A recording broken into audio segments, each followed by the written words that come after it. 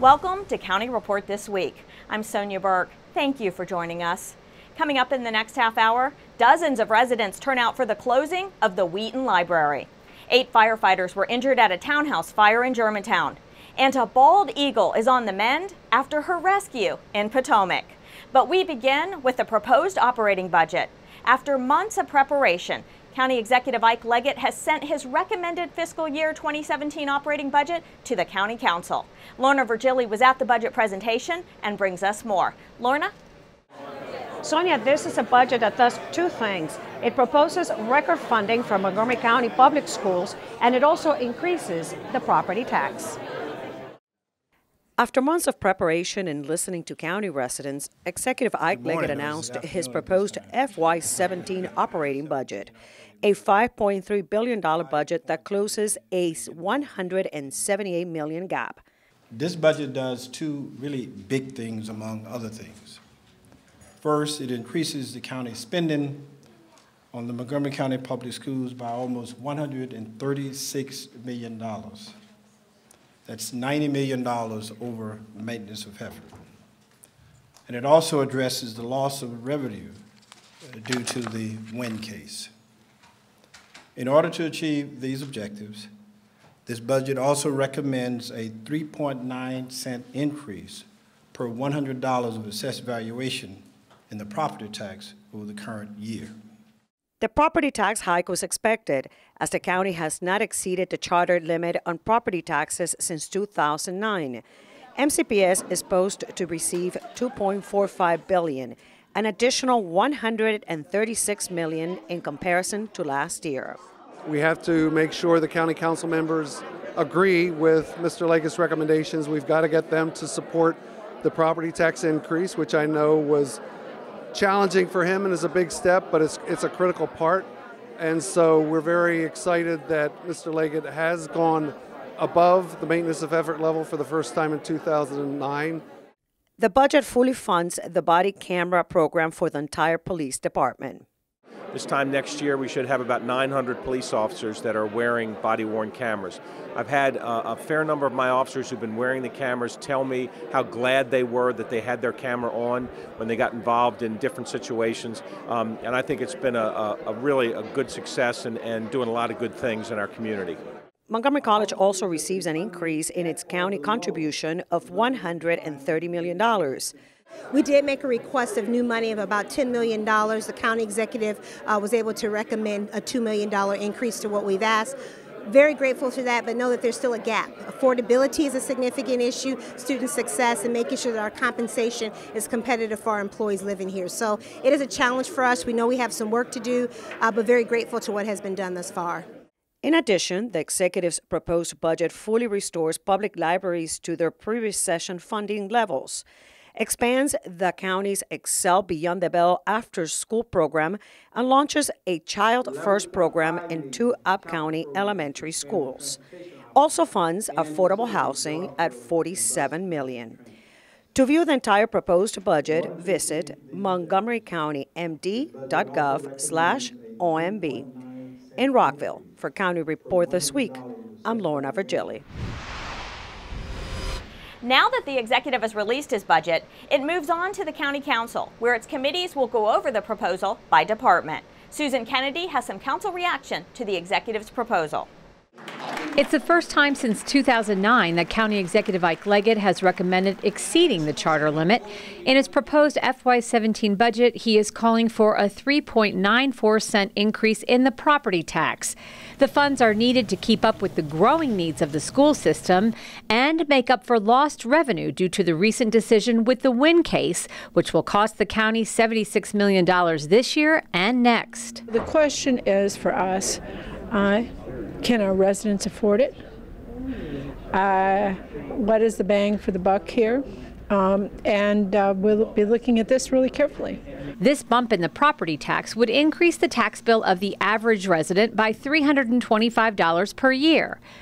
The recommended budget for Montgomery County Public Schools funds 98% of the Board of Education's request and is close to $90 million over the maintenance of effort requirement by the state. It's going to be important for us on the council to understand what would the school system prioritize as their investment as we deliberate, so that we can consider whether we're going to move forward or not with going over maintenance of effort, supporting a property tax increase.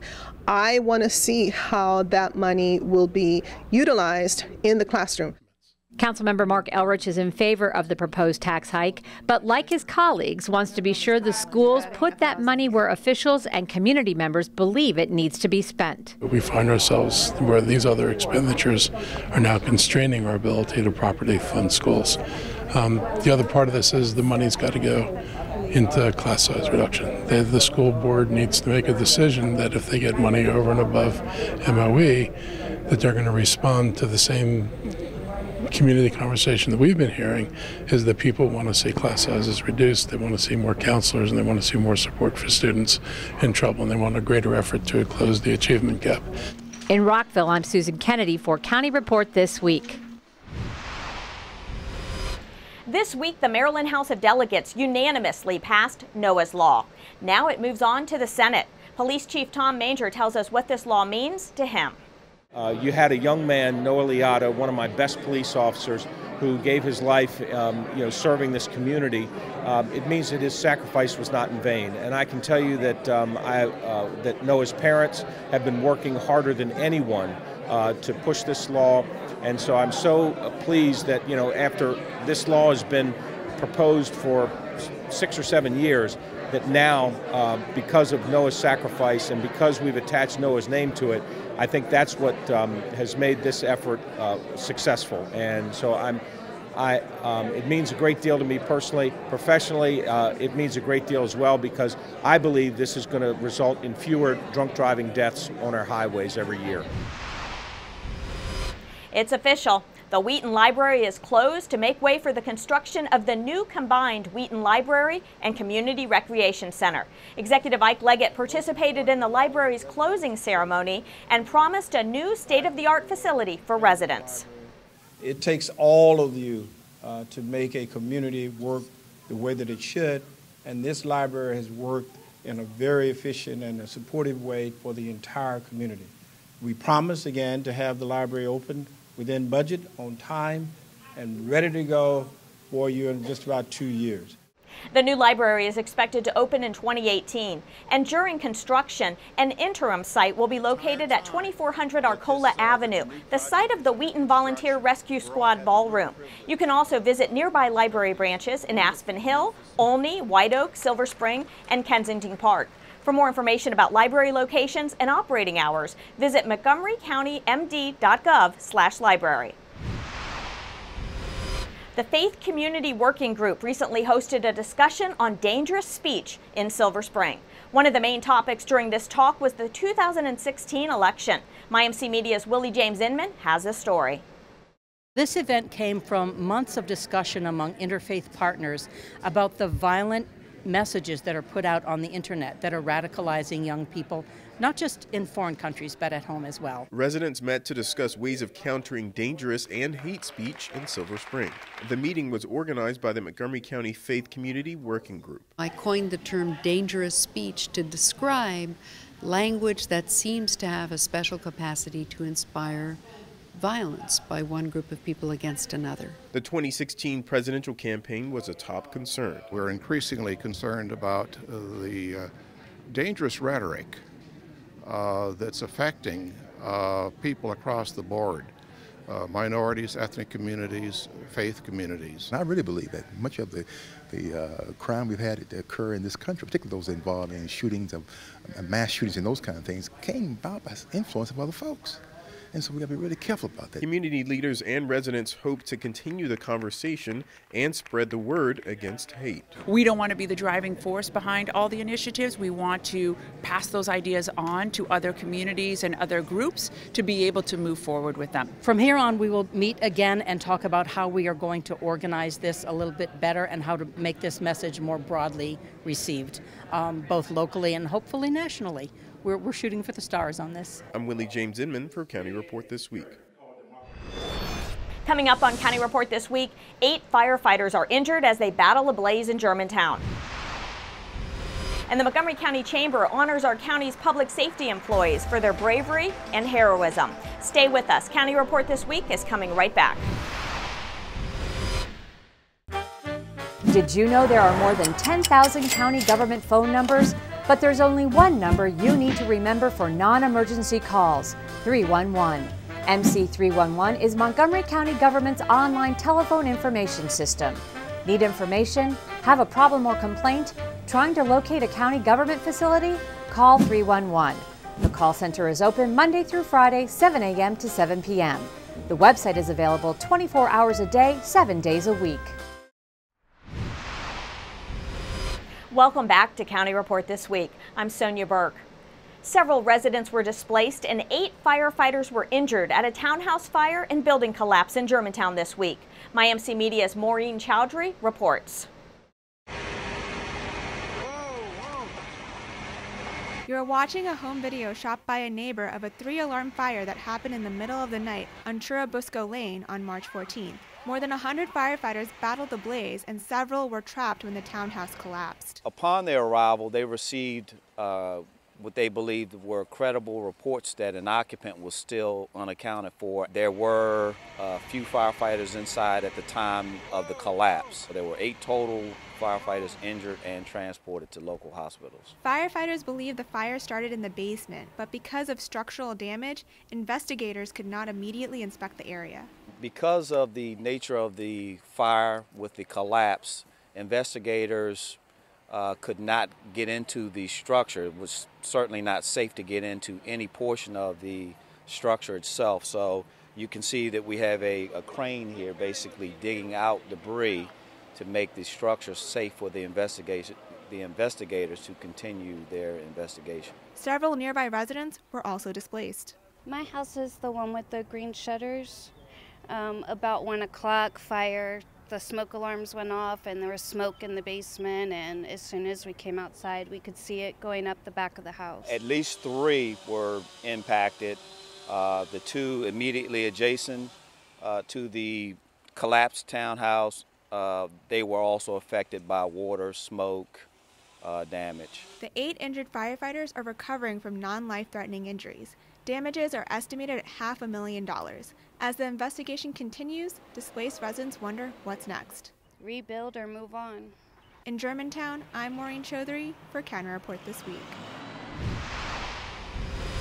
1,300 business, government, and public safety leaders attended the 42nd annual Montgomery County Chamber of Commerce Public Safety Awards luncheon earlier this month. Executive Ike Leggett was at the event to help honor 12 award winners for their heroic acts. We continue to build stations, we continue to provide the resources that I think are necessary.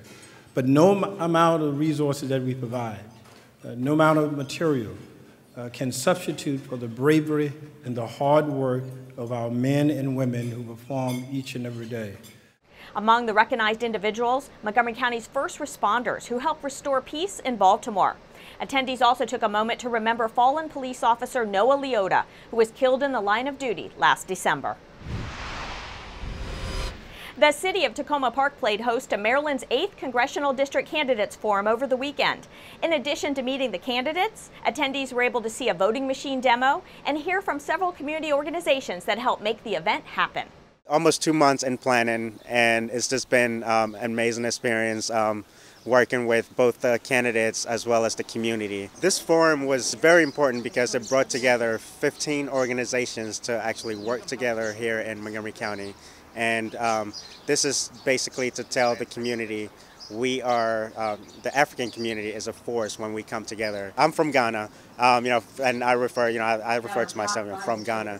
Others, there are Nigerians, there are Sierra Leone, Ethiopians, but individually we refer to ourselves from the country we're from. The organizations we're affiliated with only deal with that section, either the country we're from or the area. However, in America, we are seen as Africans. It's basically up to us to recognize this and work together. The African immigrant population has so much to offer.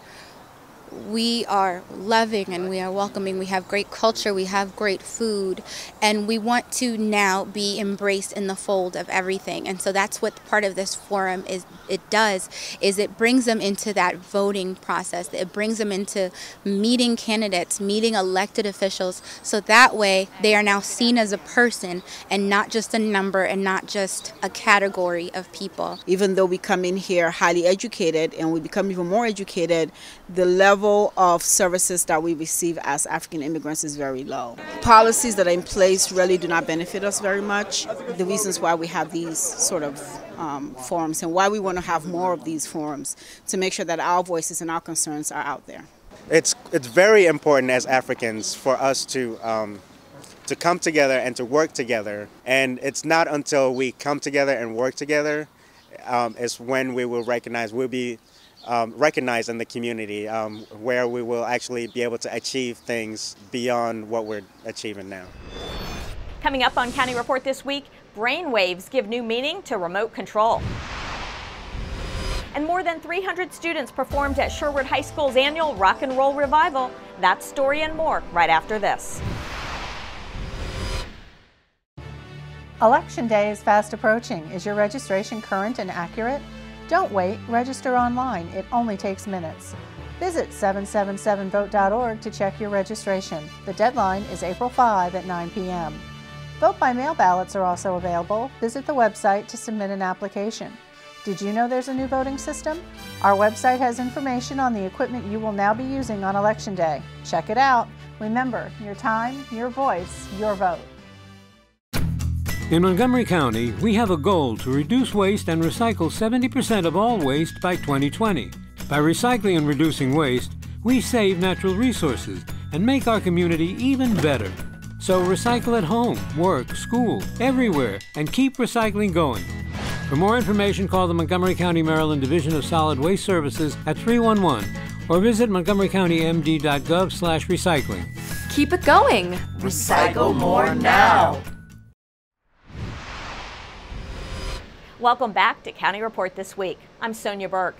Innovation and teamwork took center stage in Rockville last week. MCTV has the details.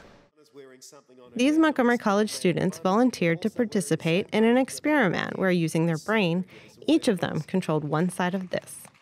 Making a little toy car run, which was connected to the thing on my head. It was very, very cool. It was a fun experience. I was anxious and nervous at first, but it was really cool at the end. Making a connection between brain function and teamwork was the goal. Dr. Ron Stevens, a neuroscience researcher from UCLA, and John Colm of Team Results USA, a local productivity consulting firm, were at Montgomery College to talk about understanding team dynamics. The car demonstration was a big hit. You know, I just wanted to come to see this kind of thing firsthand instead of just theoretically in books. It's a big concept to grasp that technology has come that far. This kind of thing is still relatively new, like in the medical field. So kind of seeing this whole thing was just pretty mind-blowing, if I can be really honest. What exactly did these students learn from the demonstration? To focus on the goal of the team and to try not to get distracted by other things that could influence, my performance. According to Dr. Stevens, you can't improve on something like teamwork unless you can measure it. In teamwork, there's really no good way to compare across teams, across team experience, across teams over time. How can you say that this training is actually improving a team unless you have quantitative measures? Neurodynamics provides this quantitative metric. For John Colm, sharing this kind of research with students is one key to creating tomorrow's leaders. And the only way to displace ignorance is with knowledge. The only way to displace rubbish is with science. So I'm very keen to encourage distinguished scientists like Ron Stevens to discuss their findings a bit with the wider world. For County Report this week, I'm Francine Wyron in Rockville.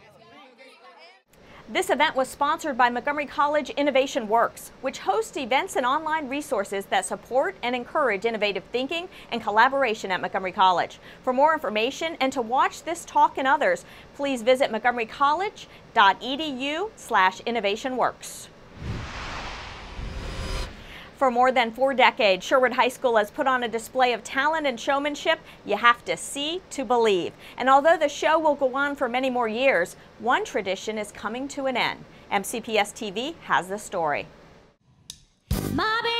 Rock music, dancing, singing, period costumes, and impressive lighting filled the stage at Sherwood High School during the school's rock and roll revival. Now in its 45th year, the director at the helm of this production is Mr. Bill Evans. This is my 37th year at Sherwood High School, my 37th Rock and Roll Revival, and this will be my last show as I'm retiring this year in June.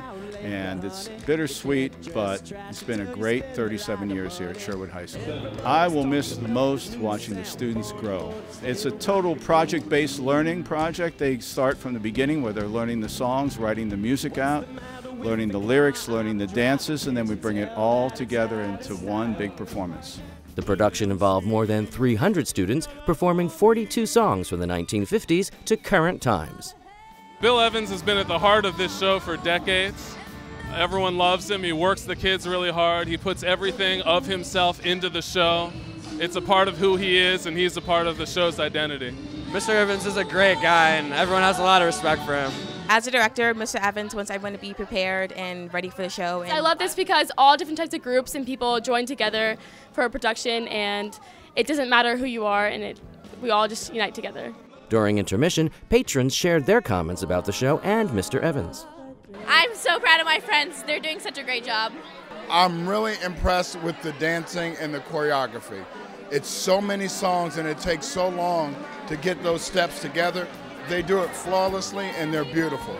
Tonight's show is fantastic. The band is spectacular and they practice so hard. They put in, everything that they possibly can into the show, and it's a local tradition. I was in it. Some of my aunts were in it. Some of my friends, their children are now in it. So I was in Rock and Roll Revival many moons ago. I'm not going to say the specific years, but I had to make the journey back just to support Mr. Evans, to bring my children for this full circle moment. And I thank him for giving me the opportunity when I tried out as a young teenager to be part of this fabulous legacy. Fourth graders can win a chance to be mayor for a day. Rock 11 Now's Kathy Dantzler explains how. I would incorporate all these stuff into my mayor, like if I would be mayor for a day. Calling all Rockville fourth graders. Want to be mayor for a day? Then why not enter the If I Were a Mayor essay contest? Yeah, it's something the state of Maryland does every year, February and March, and it's an opportunity for fourth graders to take a stab at being mayor and tell us what they would do if they could fix things. The contest asks students to imagine that they are the mayor of fictional Happy Town, which is unfortunately on the list of the worst towns because of the citizens' unhealthy habits. It may sound a bit complicated, but these students from Fallsmead Elementary already have a plan of action. I'd incorporate how there's like all this plumbing problems and all this, so you can, if you fix them, it would be like really helpful, and it would really help a city or a town that's on the worst list. But some students wanted to keep their essay ideas under wraps. Do you know what you're going to write about? A little bit. You ain't going to tell me?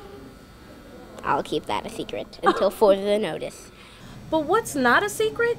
What the winner of the If I Were a Mayor contest will win. The chance to be Rockville's mayor for a day.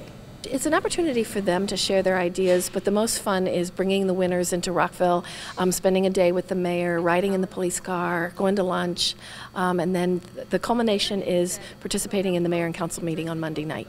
The annual contest is organized by Maryland Municipal League and Maryland Mayors Association. So Rockville fourth graders, if you want to participate, just head to mdmunicipal.org and select Mayor Essay Contest under the Programs and Services tab. Or call the Rockville City Clerk's office at 240-314-8280. For County Report This Week, I'm Kathy Dantzler. Coming up next on County Report This Week, the city of Gaithersburg honors a resident who was injured playing college football. And we'll have the latest on a bald eagle who was rescued in Potomac. Don't go away. County Report This Week is coming right back. Mark your calendars. The Montgomery County Green Fest is coming to the Tacoma Park Community Center on April 30th. This year's Green Fest promises to be a fun-filled day of entertainment, community, and learning. Enjoy live music, learn how to green your home and neighborhood, watch an environmental film, and visit the exhibitors. GreenFest has activities for all ages and interests. Make sure you stop by on April 30th and explore your path to a greener life.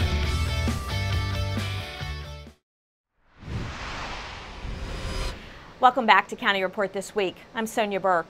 Gaithersburg City officials and residents came out to support a former Quince Orchard High School football star who is now back home and recovering from injuries he sustained while playing college football. MyMC Media's Willie James Inman reports. In honor of the determination you displayed to overcome physical challenges and become a positive influence for others, best wishes for continued good health, happiness, and success in all that you endeavor to achieve. Presented this 7th day of March 2016 and signed by me, Ty. Dozens of residents turned out for a city council meeting in Gaithersburg to honor a former Quince Orchard High School football star. It hurt us when he got injured, and there's a lot of people that are really rooting for him, and I think this is an important, and it's exciting for us to have this chance to welcome him back to the community. It means a lot, honestly, because it's a pretty tough time, you know.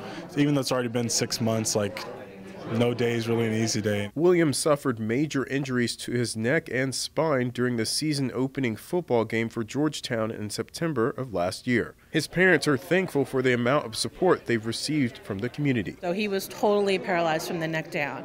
And once we got to Shepherd Center in Atlanta, he worked so hard. Every day from 8 to 5. Friends and family came out to support Ty Williams and to encourage other parents to allow their children to participate in sports despite the threat of injury.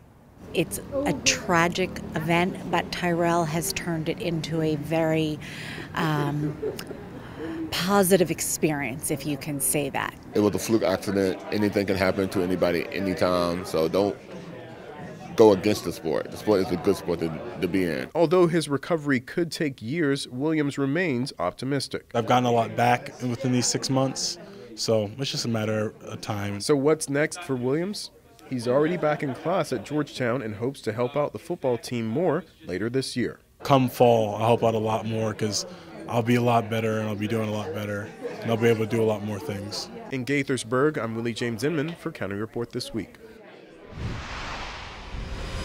A bald eagle is on the road to recovery after it was hit by a car on River Road earlier this month. Susan Kennedy went to the Owl Moon Raptor Center in Boyd's to check up on the bird and hear the story of its rescue. It's been a little more than a week since Animal Services Officer Jennifer Gill swooped in and saved a bald eagle after it had been injured by a passing car in Potomac. Quite frankly, I didn't think it was going to be a bald eagle. So I was quite shocked that it was actually indeed a bald eagle when I showed up. When Officer Gill arrived on the scene, the eagle, which she named Trust, was entangled in some shrubs. After safely wrapping the bird up in a towel, she loaded Trust up and put her into a carrier to be taken to the Owl Moon Raptor Center in Boyd's. She was frightened, she was in pain, so the best thing I could do is to quickly as possible get her to Suzanne for professional help. After assessing Trust, she determined the eagle had serious injuries that needed immediate attention. They could see that the wing was not lifting, that side was not lifting when she was trying to fly. And so that was an indication that there was a problem in that left wing. And I could also see that she was drooping from the shoulder. Shoemaker is keeping an eagle eye on Trust as she recovers from her fracture. And because of the quick thinking of a couple of residents and Officer Gill, Trust is making a good recovery so far. Her appetite's improving and I think the internal bleeding is resolving. I just took that one. If nobody had called her in, we would never have known, and she probably would have died in the woods. Thank God for citizens, calling in and saying, I saw this, injured animal. Please, somebody come out, and rescue her. It's not certain she will fly again. That determination will be made within the next couple of months. But in the meantime, Officer Gill will treasure this moment in her career and hopes that the day will come that Trust will soar like an eagle again. She's a representative of our country, and I think she's just a wonderful reminder of who we are. So she's really just a special creature. To find out more about the work of the center or to make a donation, visit their website at owlmoon.org. With that, we close this edition of County Report This Week. Remember to like us on Facebook and to join us again at this time every week for a look at what's going on inside Montgomery County. I'm Sonia Burke. Thank you for watching.